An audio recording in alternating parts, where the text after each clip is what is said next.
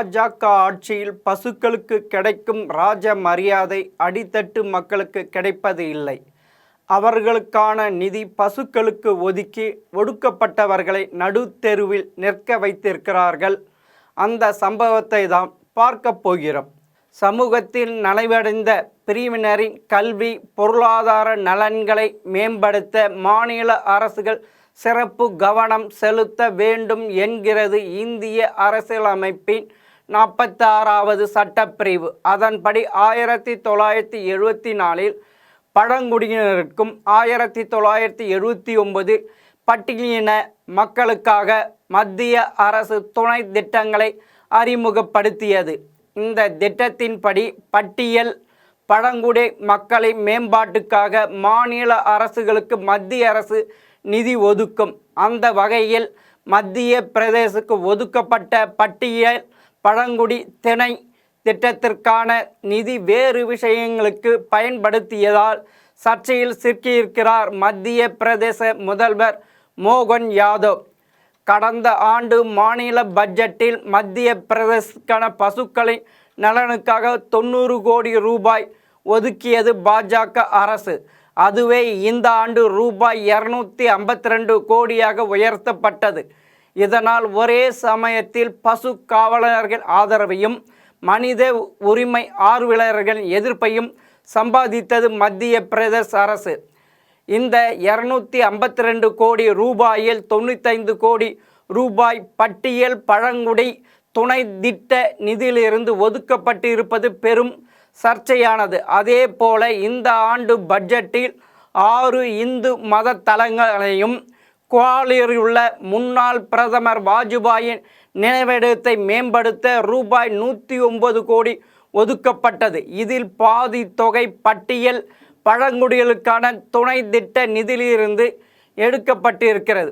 இந்த விவகாரம் தொடர்பாக மத்திய பிரதேச அரசின் முக்கிய அதிகாரிகள் பட்டியல் பழங்குடி துணை திட்ட நிதியை தேவைக்கேற்ப பொது திட்டங்களுக்கு பட்ஜெட்டில் பயன்படுத்தி கொள்ள எந்த தடையும் இல்லை. இந்த திட்டங்களின் மூலம் நேரடியாகவும் மறைமுறையாகவும் பழங்குடி பட்டியல் மக்கள் பயனடைவார்கள் என்ற சப்பை கட்டியிருந்தனர். ஆனால் சமூக ஆர்வலர்களோ நிதி ஆயோக் விதிகளின்படி இந்த துணை திட்டங்களுக்கான நிதியை பட்டியல் பழங்குடிய இனத்தை சேர்ந்த தனி நபருக்கோ குடும்பத்துக்கோ நேரடியாக பலனளிக்கும் வகையில்தான் பயன்படுத்த வேண்டும். மற்ற திட்டங்களுக்கு இந்த நிதி திசை திருப்பி விடாமல் இருப்பதை கண்காணிக்க அதிகாரி ஒருவரை நியமிக்க வேண்டும். ஒரு திட்டத்துக்கு இந்த நிதியை பயன்படுத்த வேண்டும் என்றால் அந்த பகுதியில் 40% பேர் பட்டியல் பழங்குடி இனத்தவர்களாக இருக்க வேண்டும். கோயில்கள் மேம்பாடும் பசுக்கள் நலனும் எந்த வகையிலும் பட்டியல் பழங்குடி மக்களின் மேம்பாட்டுக்கு உதவாது. ஆகவே மத்திய பிரதேச அரசு அப்பட்டமாக முறைகேடில் ஈடுபட்டு இருக்கிறது என்று கொந்தளித்திருக்கின்றனர். கடந்த ஆண்டு கலைஞர் மகளிர் உரிமை தொகை திட்டத்திற்கு பட்டியல் பழங்குடி துணை திட்ட நிதியை ஒதுக்கிய சர்ச்சையில் சிக்கியது திமுக அரசு. இது குறித்து விளக்கம் கேட்டு தேசிய பட்டியலின ஆணையம் நோட்டீஸ் அனுப்ப மகளிர் உரிமை தொகை திட்டத்துக்கு ஒதுக்கப்பட்ட ரூபாய் 7000 கோடியில் பட்டியலினத்திற்கு ரூபாய் 1540 கோடி ரூபாய் ஒதுக்கப்பட்டது.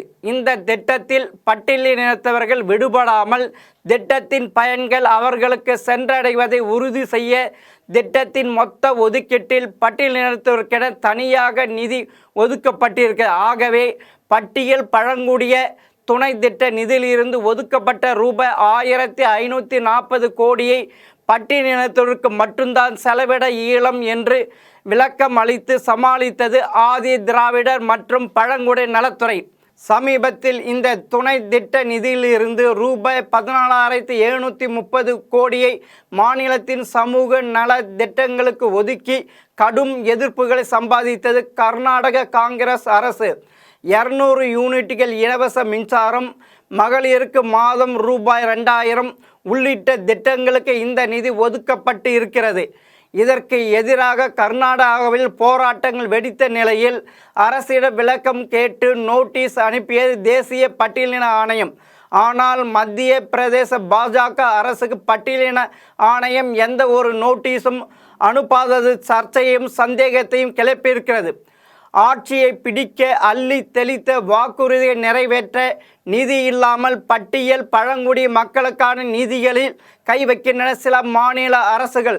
தமிழகத்திலும் கர்நாடகாவிலும் ஏதோ ஒரு வகையில் பட்டியல் பழங்குடிய மக்கள் பயன்பெறுகிறார்கள். ஆனால் மத்திய பிரதேச அரசின் திட்டங்களில் பட்டியலின மக்களுக்கு எந்த பயனும் கிடைக்கவில்லை. இன்னும் சொல்ல போனால் மாட்டு இறைச்சி அரசியல் மூலம் பட்டியல் பழங்குடியின சிறுபான்மையை ஒடுக்கும் வேலையில் இறங்கியிருக்கிறது மத்திய பிரதேச பாஜக அரசு என்கிறார்கள். எதிர்க்கட்சியினரோ மாட்டுக்கு கொடுக்கும் மதிப்பில் பாதியே கூட பட்டியல் பழங்குடிய மக்களுக்கு கொடுக்காத பாஜக தற்போது அவர்களுக்காக நிதியையும் சுரண்டி கொண்டிருக்கிறது என்கிறார்கள்.